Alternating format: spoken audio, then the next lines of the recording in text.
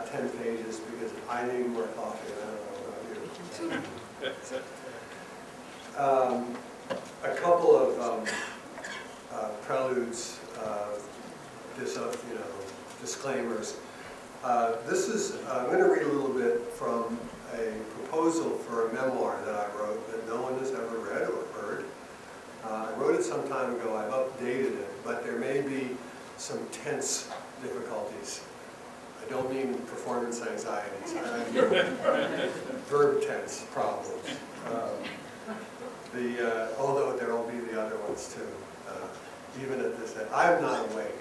I don't know about you. I think I'm dreaming. I mean, there's an ocean. I mean, there's this ocean I keep seeing, and the sun is out, and I think this is good. This is fun. The name of the proposed book, which has been so long in the sort of making and thinking about, that it is. I think I need hazmat gloves. It's so sort of old and rotten that I need to sort of handle it with care. But this part is new, ish, new-ish. I had a girlfriend once who said I said ish after everything. She found it amusing. And then she met my mother, and my mother said ish after everything. And that was even more embarrassing because it was so like edible. As if I didn't already know that, but I had it sort of underlined by that. Okay, this is called The Magazine. And it's about my time at the New Yorker, as I think I may have just said, although I'm not sure, and about the transition from one place to another. And I read it now, if I ever do, which you may be wondering about.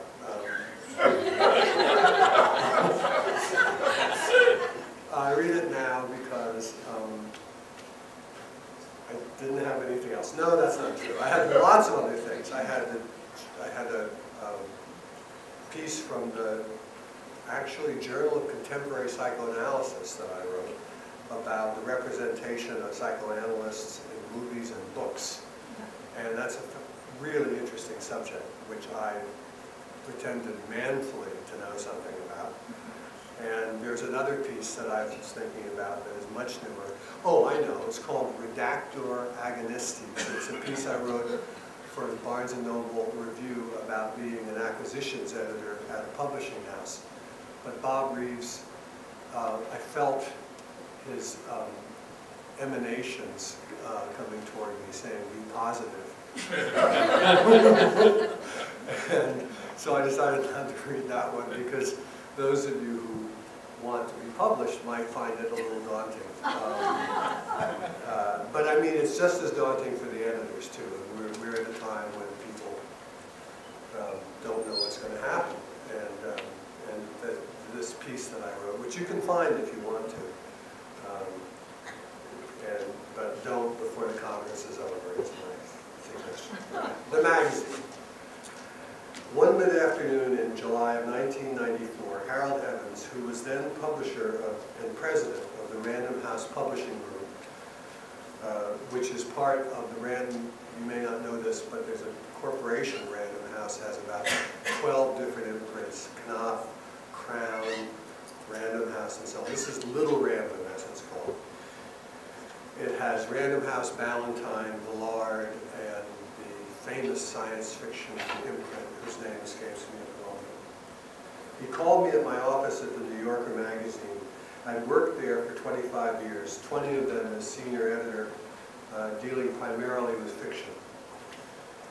May I come to see you sometime in the next day or two, or can we meet somewhere for breakfast tomorrow, Mr. Evans said. That was my British accent. I said, well, could I come to see you? What's it about, anyway, if I may ask? Oh, we'll talk about that, Evans said. Breakfast tomorrow, maybe? I could come up today, right now, if it's convenient, I said, slavey. I mean, that's my own comment to myself. As soon as I said that, I thought, why am I trying to please this guy? Anyway. Mr. Evans did a quick schedule check with his assistant. "That would be splendid," he said to me, "if you're sure you don't mind." On my way down the hall, I passed Roger Angell, the New Yorker's baseball writer and longtime fiction editor, and with whom for 2 decades I had been on personally sociable terms and had had professional dealings, ranging from cordial to wary to smoldering to horrific. Because of Evans's call, it occurred to me that Roger and I might not have each other to kick around much longer. Near the elevator, I ran into Nancy Franklin, who was now the New Yorker's television critic, and who was then a nonfiction editor, and for many years before that, had written and edited in other ways for the magazine. "Where are you going in such a hurry this time of day?" she asked. "Harold Evans wants to see me," I said. "He's either going to ask me to ghostwrite some book or offer me a job. I can't think of any other reason for his wanting to see me. Can you?" "My goodness," Nancy said, looking stricken, which made me realize that I was feeling stricken myself and hadn't quite realized it. Nancy and I had known each other well for 15 years, put in hundreds of hours of office gossip and complaint together, and had collaborated on notes and comment, and shouted conversation at each other over the racket of many a ghastly band at many New Yorker anniversary parties. A sheet of a New Yorker page proof covered with Nancy's runic doodles hung on the wall of my office, where it received from visitors the profound doodle admiration that it deserved. Rough hewing the word eponymous, we had made up the eponymous game when we realized how many people in the office had names that suited their characters. The eponymous William Knapp, for instance, a very boring man. The eponymous Tony Gibbs, who sort of put on airs. The eponymous Bob Gottlieb, who sort of bobbed around all the time. The anti-eponymous Roger Angell, and so on. And now, who knew what was going to happen? Not only to me, but in general. With Tina Brown's arrival and instant deconstruction and efforts at reconstruction of the New Yorker in 1992, Nancy and I, like all New Yorker vets and their friends, felt that our relationships and traditions had become more precious than ever, because they suddenly seemed so fragile. "Well, good luck, Nosy," Nancy said. "Thanks, Nosy," I said.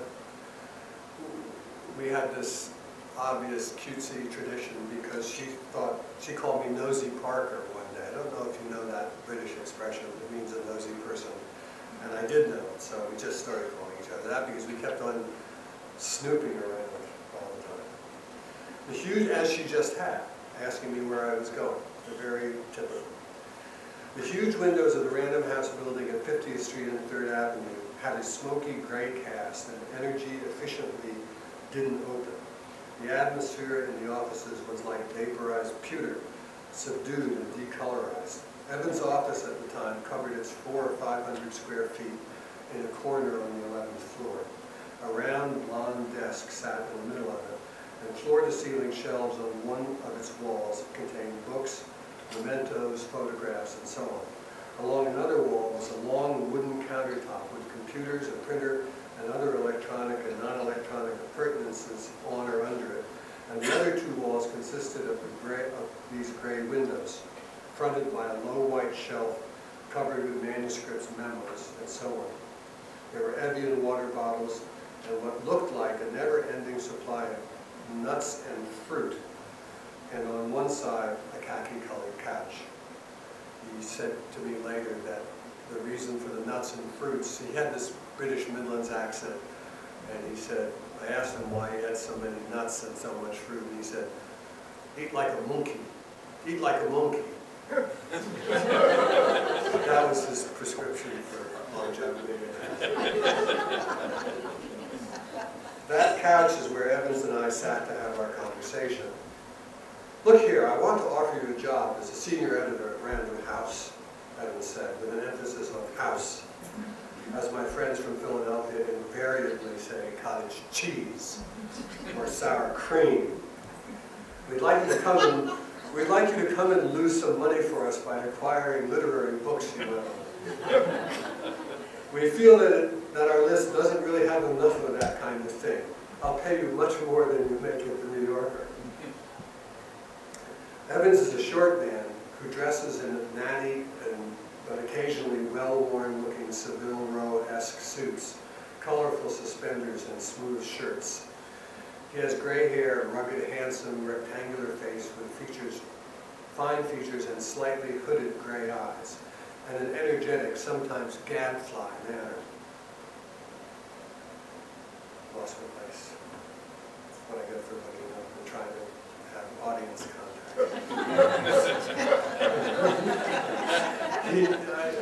I should just give up, but I'm going to keep trying. He bent forward slightly at the waist as he hurried from one meeting or appointment to another, I learned later, but especially in the late afternoons at Random House, as fatigue inevitably took its toll, the mad dash subsided into a quick trudge, and he sometimes looked like a schoolboy dutifully doing errands. I met him briefly a few times at New Yorker functions given by his wife, and found him to be smart and funny and charming. The New Yorker had had very few functions besides the cacophonic anniversary parties before Tina Brown's arrival. After that arrival, the magazine turned into a function fest. Once at the Evans-Brown apartment, when I mentioned to Evans that I played squash, he brought out an old wooden squash racket of his own to show me. "That's a real vintage item," I said, which he decided to receive as a comment on his age, and replied to my brandishing the racket at me quite violently.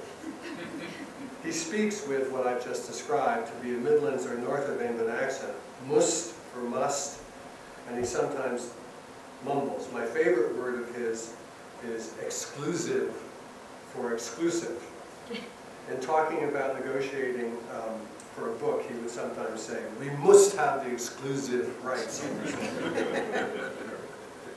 And also when he made the offer to something that's not in it, I just remembered, he said, "I'll give you 5 years to fuck up." And now it's then it went down to about 3 years. I don't mean for me, but, and now it's down to sort of on a quarterly basis you can fuck up and publishing.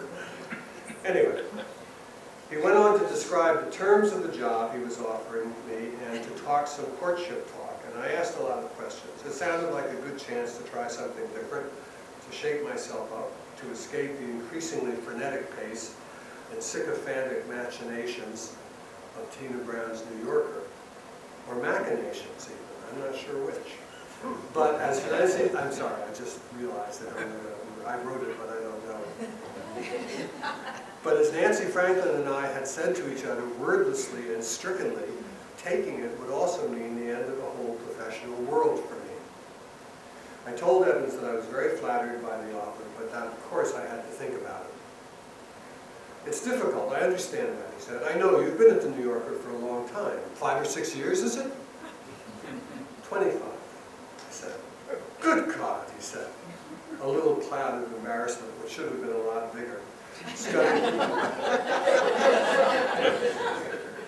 scudding across his expression, as it should. "Yes, it has been a long time," I said. "Well, I didn't realize that," he said. "But how could that be? You must have been there since you were 16. I mean, you're what now, 45 or so?" 53, I said. Another fleeting cloud, this one consisting more of consternation than embarrassment, I thought, crossed Evans' face. But he was knee-deep in this transaction, and he couldn't back out now. "You think about it," he said, rallying his enthusiasm. "We're a bit more monkish in book publishing than you people in magazines are, but I think you'd get on well at Random House." "Speaking of magazines, I assume that your wife knows that you're talking to me," he said. "We have a policy," I said. "When I was editing Condé Nast Traveler and Tina was at Vanity Fair, we decided that if one of us wanted to approach someone on the other's staff, he had to inform the other, but the other couldn't forbid it. In this case, though, because Tina was so new at the New Yorker, she did ask me to hold off for a bit when I first wanted to talk to you last year." What bullshit. I'm just adding that. I just realized that was such a lie.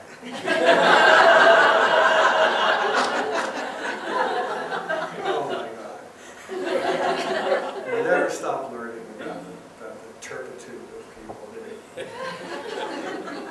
I mean, the fact that he thought I'd been at the New Yorker for 5 to 6 years was not only an insult to my vanity, because I thought, if he's good, but he ought to have known. I mean, he really should have known. But you get used to that in sort of corporate life after a while, even media corporate, or particularly media corporate life. He had no reason. There was no Google. How could he know? It occurred to me then and there that the true circumstances of this offer would be very difficult to untangle and understand, and I haven't succeeded in doing so to this day. That's not true. I do understand it completely. Tina had taken me out to lunch about a year after she got to the New Yorker, and she said to me, "Dad, what do you think of Bill Buford, who was the editor of Granta at the time?" And I had said to her, half jokingly, or maybe 1/4 jokingly, "Well, there goes my job." And she said, "Oh, don't be ridiculous, I'm not going to hire him." And I said to her, "You are, you don't know it, but I do." She said, "You're a chippy sod," which is the first time I'd ever heard that expression, and I'm still not sure what it was. But others have said the same thing to me, but not quite with that sort of British snap to it. Asshole, that's what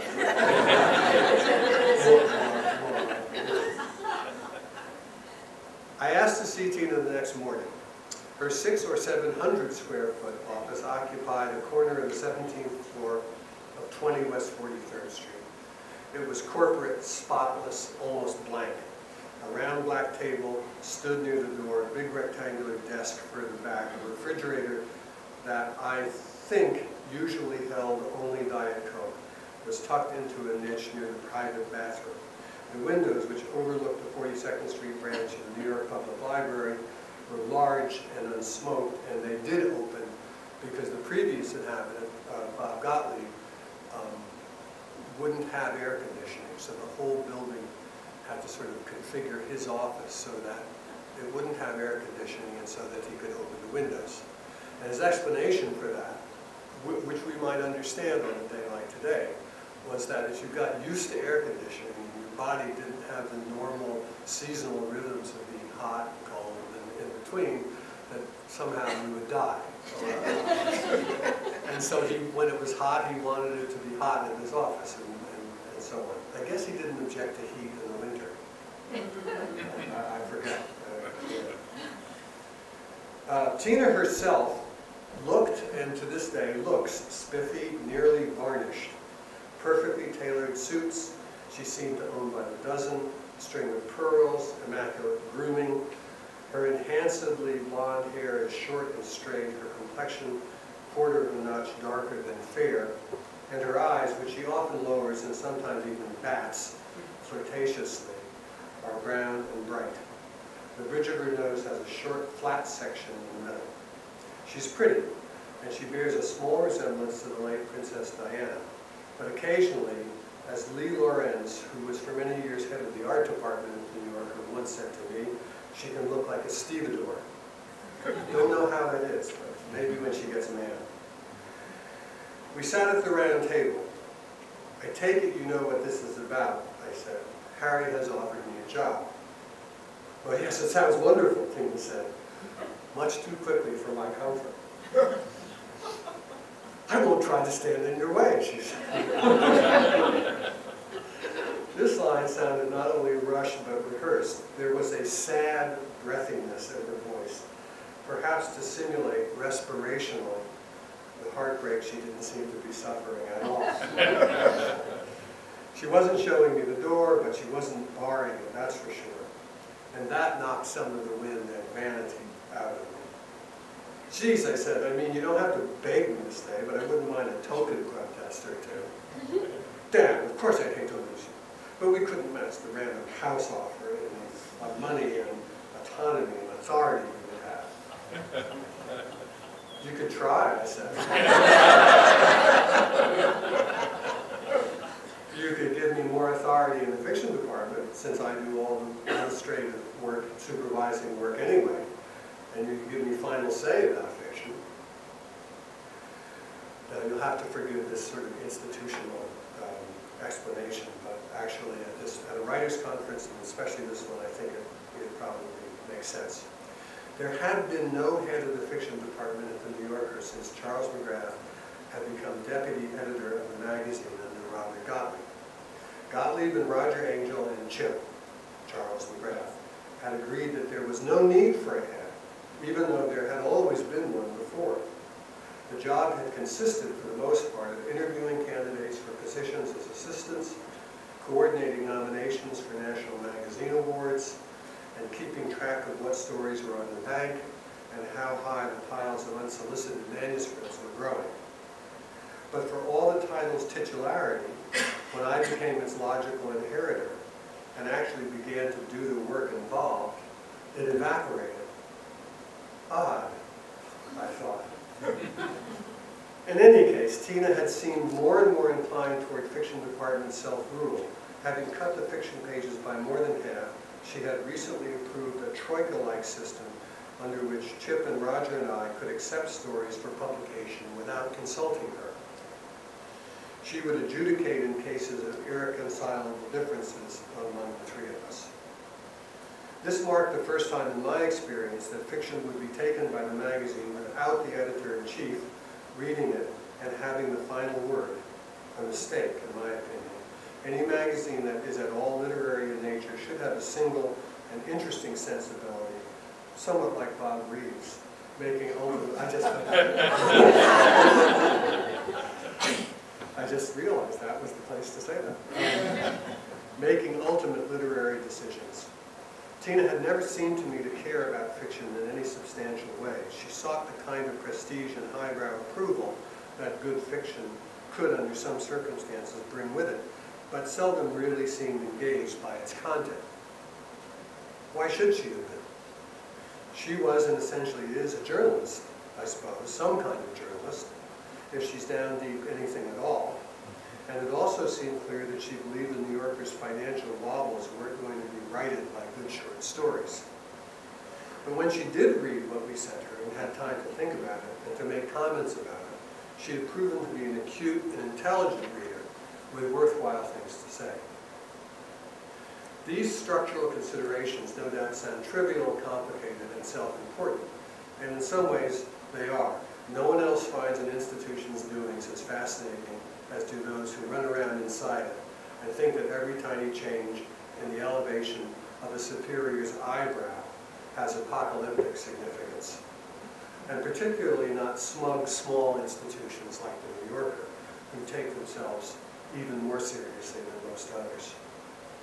For all that, and despite the cutbacks in short stories, the decisions that the New Yorker made about fiction still had, and still have, crucial consequences for the careers of writers, especially young writers, in terms of teaching jobs, publishing offers, agent interest, and even movie possibilities. Anyway, I thought that for various reasons I had earned the right to ask for more responsibility, which is corporate code for the power to run things. And I also thought that Evan's offer might provide me with the leverage to get it. Really, what an idiot. Did I really believe that they hadn't sort of synchronized their gears here? I can't do that, Tina said, after I'd so magnanimously offered her a way to keep me. Why not, I said. Because of Roger, Tina said. He couldn't stand it. So what, I said. You could always step in and resolve any real impasses. Oh, it would be impossible, she said, wrinkling her face as if she'd been presented with an unappetizing dish, and as if she weren't the boss. I couldn't bear to deal with Roger and you and all the arguments that would ensue. Well, I have to think about all this, I said as I got feeling quite diminished. On the phone, scrolling backward, right after I had spoken to Evans, I had told my wife, Catherine, who had been in publishing at the New Yorker as a freelance writer and as an editor at the New York Times, almost as long as I have, about his offer. I talked to Harry Evans, and he offered me a job as a senior editor at Random House with a lot more money, but Take it, she said. But I'm not sure that I want, take it, she said. But listen, it would mean leaving a job. But listen, listen yourself, it's a great chance to do something different. It's a lot more money. We have kids going to college. Tina is running less fiction. I think you should take it. Me, lamely, well, I have to think about it. And so I thought about it, or I thought about it. Over the next month or so, I talked to a few more people I was close to. McGrath, William Maxwell, who was still alive then, Deborah Garrison, who's the young editor of the magazine, is now poetry editor at Knopf. Betsy Schmidt, the New Yorker's assistant poetry editor, whose office was across the hall from mine, and John Bennett, a nonfiction colleague for almost 20 years. Betsy was the only one among them who emphatically advised me to stick around, drawing a flattering but very pathetic comparison between my situation and that of her father, Benno Schmidt, who had years earlier decided he had to accept Yale's offer of its presidency when he should, the way Betsy saw it, have remained dean of the law school, a job that she thought suited him much better and that might have led to a Supreme Court appointment. I told you, flattering and pathetic. This is not really quite the same. I said to her that I was beginning to think I had no real choice about accepting Evan's offer. And she said that that was the same thing that her father had said, but she believed otherwise, that he could have just said no, and that I could just say no also. In August, I accepted Evan's increasingly generous offer. I guess it was a good thing to make believe I was not sure what I was going to do. It was a generous offer in many ways. I left the New Yorker at the end of September, and I started working at Random House in January of 1995. During those 3 months off, I wrestled with a novel, now pinned and published, and I worked on some other writing. In fact, I started something like this introduction, believing the magazine part of it anyway, but I quickly realized that I was still too busy carrying off psychological trees to make any sense of the forest of change I found myself lost in. Now, many more years have passed, and I like to think I have the New Yorker and other matters in better perspective. In fact, with as much surprise and consternation as Harry Evans betrayed when he found out my age, I realized that I am plenty old, even if probably not wise enough, to commit the memoir. And though I try to believe that I've left the New Yorker far behind by now, or that its changes have left me far behind, I know that a large part of my heart remains there, in the place where Nancy Franklin and I became friends, but Roger Angel regularly slammed his office door in a fury over a short story accepted or turned down, where a genteel copy editor would keep the rest of us copy editors informed about the severity of her genital warts.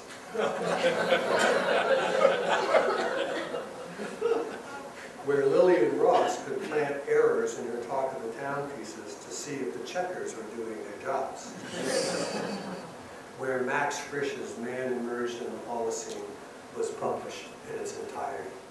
Thank you very much.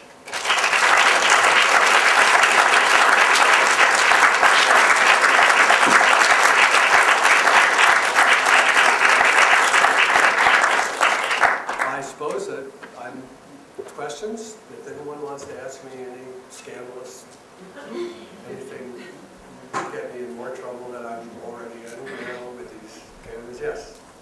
Can you carry it forward and tell us a little bit about what it was like when you were at Random House? Yeah. Well, one person, John Sterling, who was at the time, I think he was an agent at ICM. He later became publisher at Holt. Other than Betsy Schmidt, he was another person who questioned the move. He said, you know, what you're going into is a sales job. He said, if you're used to editing 75 and reading and thinking 75% of the time, and maybe having meetings 20% of the time, you're going to reverse the proportion. It's all sales. He said, an editor's job is only secondarily editing. If that, some people of course don't do it at all. But he said you'll be writing flap copy, catalog copy, you'll be going to sales conferences, you'll be going to editorial meetings, you'll be advocating for your books, you'll be pushing, selling, even if it's not literally selling, it's selling. And that turned out to be the case. It is a sales job. And I actually had anticipated that to some extent, and I thought I could do pretty well at it, or else I really wouldn't have taken it. I mean, I wasn't monkish, in fact. I had ideas about the New Yorker after 15 years of being there, including some of the things that are being done there now, like a festival and branding a little bit. But William Shawn, who was the person I came in under, was, no, we can't do that. So I found publishing to be a selling job.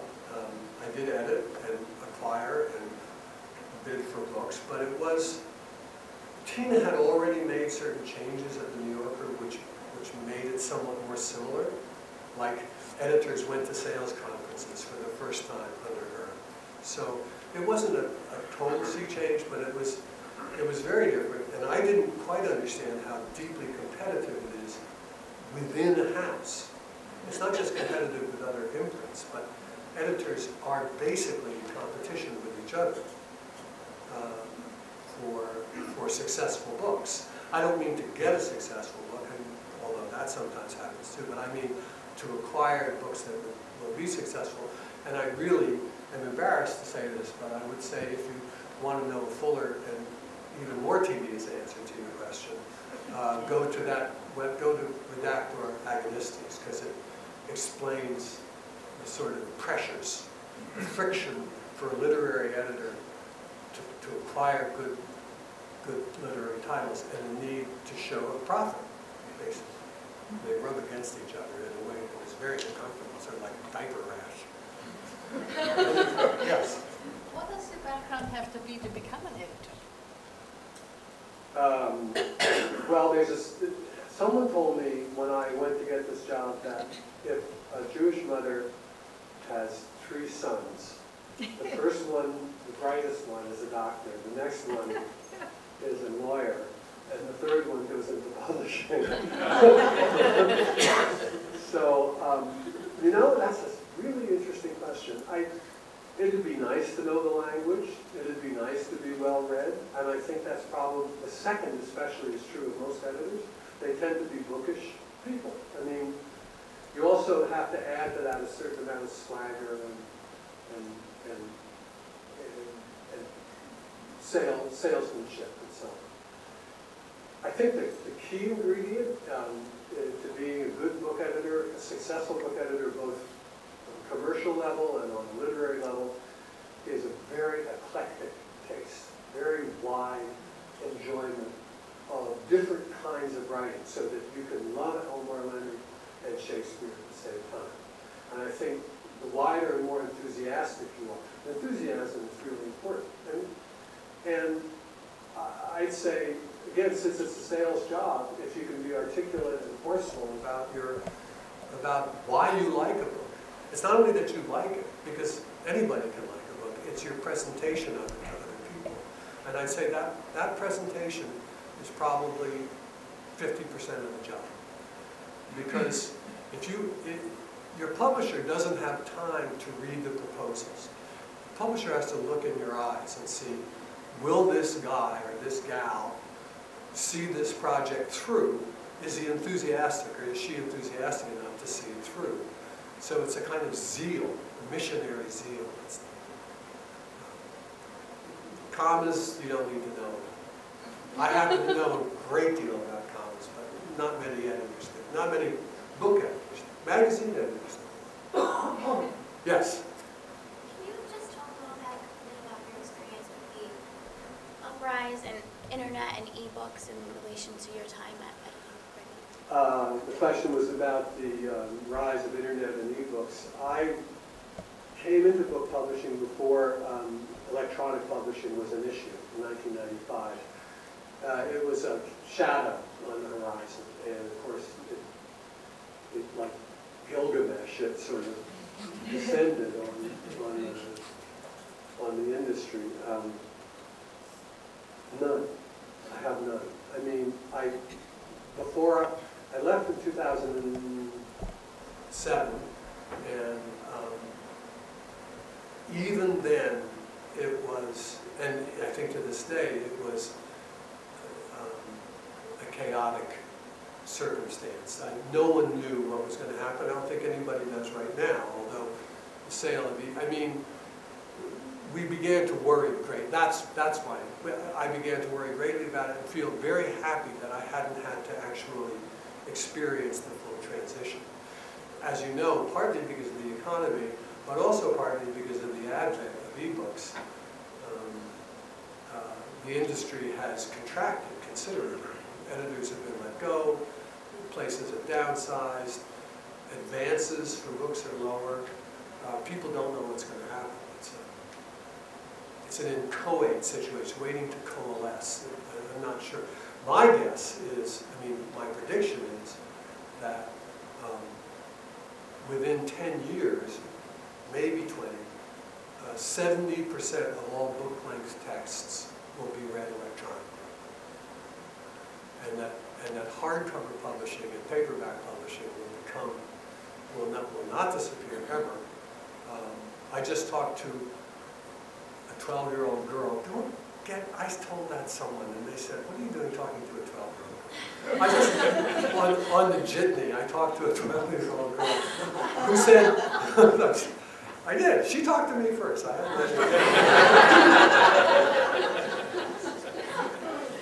She was very, never mind. So anyway,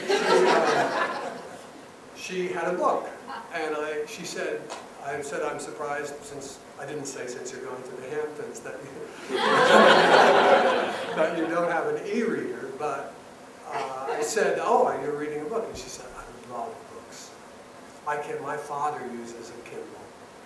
I can't stand it. I love books. So I don't think books are going away, but I think they'll become a little nichier than they are now, a little less universal than they are now. And that e-books for traveling, for technical texts, for beach reading, when they figure out the light display, which they already have actually. I think they'll just become much more common. They're cheaper, which raises whole pricing and royalty issues to writers. In a way, I said once to a very well-known writer whose every book is a bestseller, I said, why don't you get together with James Patterson, John Grisham, some nonfiction writers who are guaranteed bestsellers, and just forget about publishing. Just make a corporation in which you sell your books directly to readers or to Amazon or to Barnes & Noble, and you don't have to worry about distribution, you don't have to worry about warehousing, you don't have to worry about sales forces. You can outsource the editing to good editors without having them be part of a corporation. You can charge $9.99 for a book, of which you will receive $8 full instead of the $3 per book that you get for a hardcover now. And he said, I like books.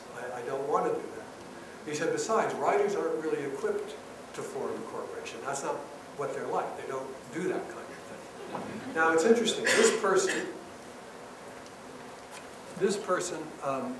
his name is Malcolm Gladwell. And at the presentation of Barnes & Noble's e-reader, which is the Nook, for which I work a little bit, he made an appearance. This was 2 or 3 years later, sort of a cameo appearance advocating that people buy the Nook. So I think times change.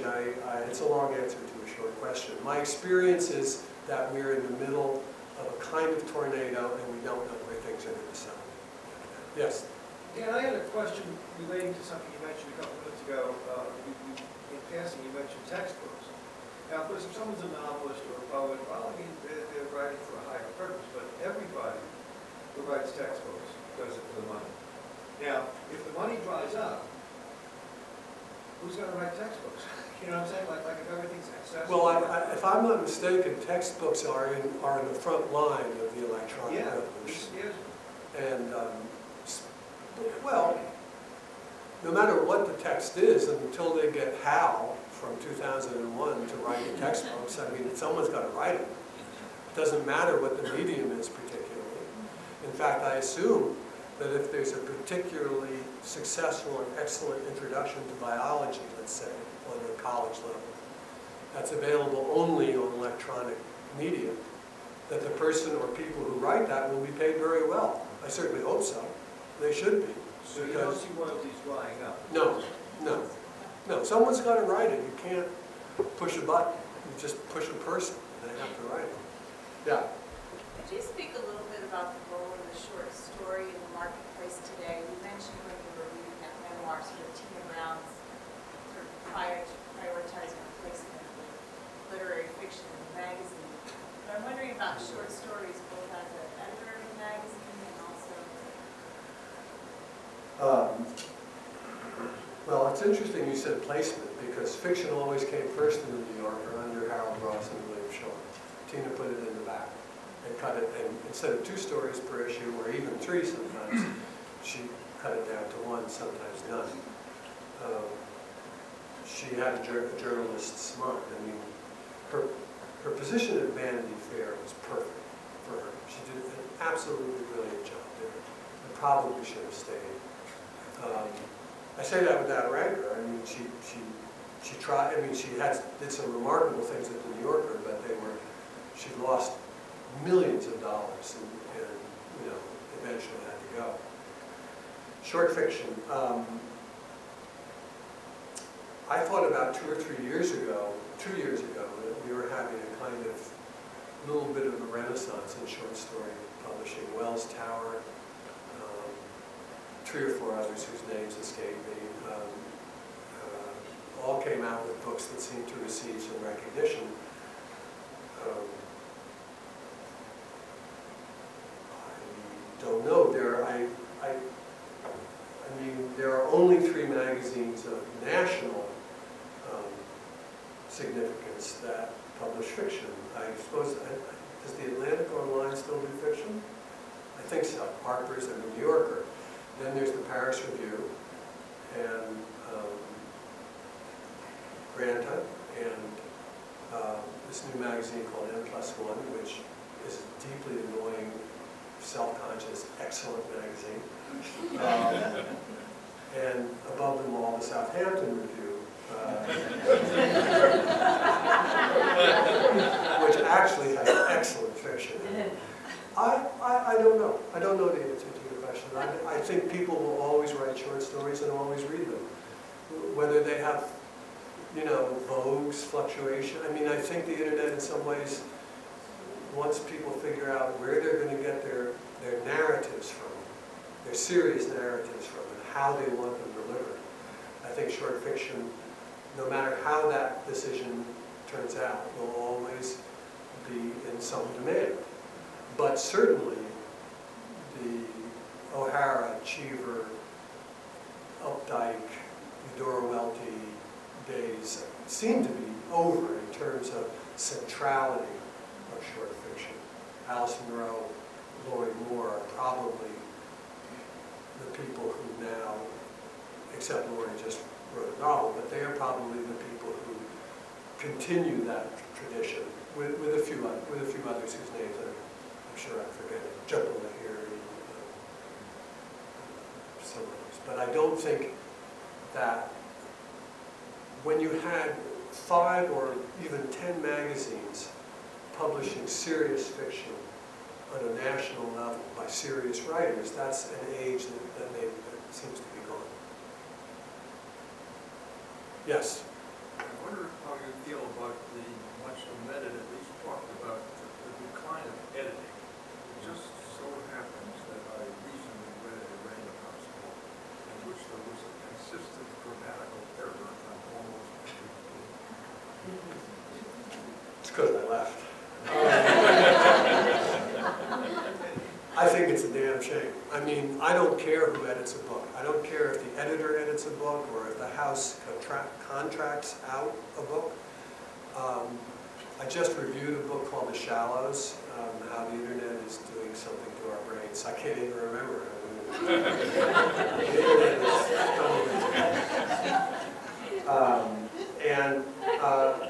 is it's an interesting title because it may be that the immersive nature of reading and editing, where you really sink into a text, either as a reader or as an editor. Take it seriously and try to understand what's going on. It may be in some jeopardy. Many, many people think it is.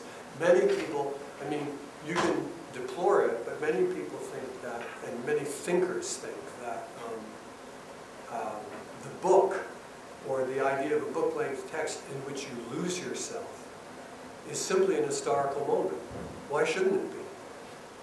It's terrible to think about, but if you realize that the books are only 600 years old, why shouldn't they just be an historical event in their current form? Something else will happen next. But I'm from a generation and from a background and from a professional experience where I think that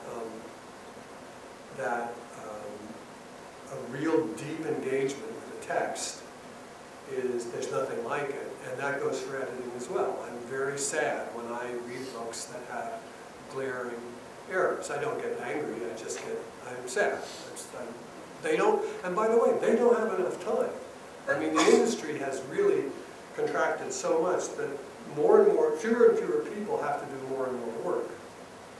So I don't really blame anybody. The corporations need their profits, and everything's in jeopardy. So,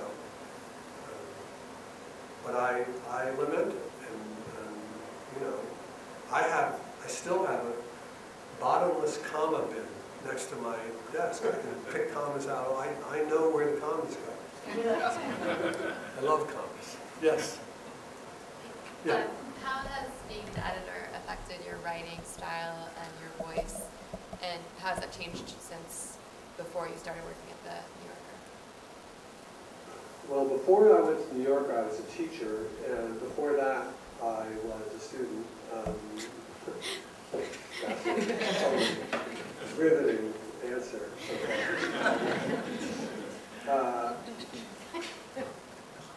I think that being an English teacher and then becoming an editor both have effect, and having my Oedipal mother that I had, who, I may have said this before here, she threatened to disown me if I said Tiffany's again, because it actually is Tiffany. That's the kind of person she was. And I think at this very podium I told the story of when she came home from commuting from New York to Nyack, where we moved when I went to high school, and said, I saw two young colored children, that was allowed then. One said to the other, was giving him a ride on a bicycle, "Get the fuck up on the bicycle." And she said, "I wonder what part of speech the fuck is." I'd never heard her say the word before, but because it was in the service of grammar, she was permitted to say it. As they say, what was your question? About style and voice. Yeah, well, as you can tell, no doubt, even from that phrase, no doubt, with the commas around it. Editing has, comma, in fact, comma, affected me quite deeply, colon. It has turned my speaking and writing style into often convoluted and self-conscious variations. It has lengthened my sentences. It has, I find it very difficult. Every now and then I have a stroke or a hemorrhage. I mean, and I start writing in very simple sentences. It's almost like a futile rebellion against the sort of self-consciousness that editing has instilled in me, especially at the New Yorker, where sentences, at least when I was there, were often very ornate and complex, and where structures were built very carefully over the length of the piece. So I'd say it has had considerable effect. For a while, I didn't really start writing anything until I was about 32 or 33. And for a while, there was a lot of static and interference, but as much as being an editor has harmed, or at least restricted or limited my writing, it has also helped it, in that I've worked with so many people who like Pauline Kael, for instance. I have a short section in here about her. I learned from watching writers that there is such a thing as a voice, and that it is essential, central, and indispensable. And that the writers whom we read for story alone, and we don't really, it's not really literary, they don't necessarily have voices. But a literary voice is unique, and it is essential to the achievement of the kind of high cultural goal that literary writers ought to set for themselves. And what I learned from watching good writers work is that they listen to their voice. It's almost like radio singers who used to cup their ear to kind of hear their own voices. And so I learned to, I found mine in a heap, you know, all mixed up, and continues to be. I continue to try to untangle it. But I found it by watching, for instance, Pauline Kael. I would give her a suggestion in one of her movie reviews. I learned after about 3 or 4 months how to do this, but at first I would give her brilliant suggestions about how to do a sentence or something, and she would look at it and she'd say, "This is really brilliant, but it's not me."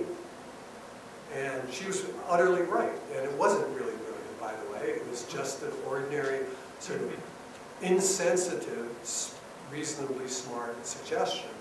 But she would take the idea of it and turn it into her own voice. And that was enormously helpful. And as most of you do when you write, you go back over, or you should, and say, does this sound like me? And what does sound like me mean? It means sound like you, as you would speak if you spoke very well all the time. That's what your voice is. And so that's why writing is so such a highly personal and sensitive subject, because you really basically want people to attend to you and to like you and to learn from you